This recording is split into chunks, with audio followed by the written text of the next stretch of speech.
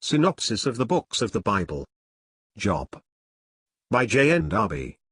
All Scripture is given by inspiration of God, and is profitable for doctrine, for reproof, for correction, for instruction in righteousness, that the man of God may be perfect, thoroughly furnished unto all good works. 2 Timothy 3 verses 16 and 17.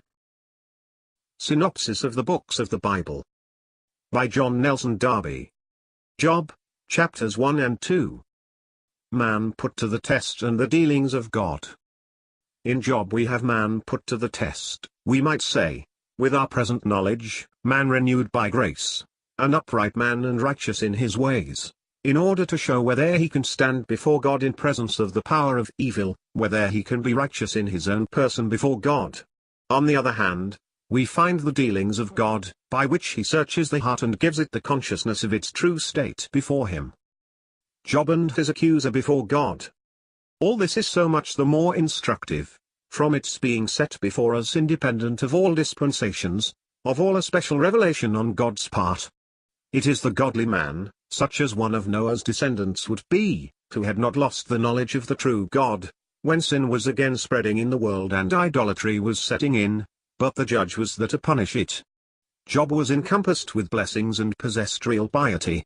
Satan, the accuser of the servants of God, goes to and fro in the earth seeking an occasion for evil, and presents himself before Jehovah among his mighty angels, the Ben Elohim, and God states the case of Job, the subject of his government in blessing, faithful in his walk.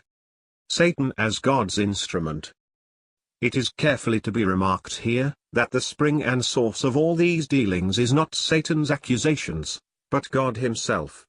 God knew what his servant Job needed, and himself brings forward his case and sets all in movement. If he demands of Satan if he had considered his servant Job, it is because he himself had. Satan is but an instrument, and an ignorant though subtle instrument, to bring about God's purposes of grace. His accusations result really in nothing as against Job, save to disprove their truth by what he is allowed to do. But, for Job's good, he is left to his will up to a certain point, for the purpose of bringing Job to a knowledge of his own heart, and thus to a deeper ground of practical relationship with God. How blessed and perfect are God's ways! How vain in result the efforts of Satan against those that are his. God as Job's justifier.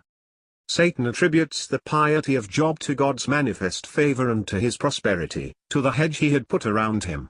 God gives all into the hands of Satan, who speedily excites the cupidity of Job's enemies, and they attack him and carry off all his possessions.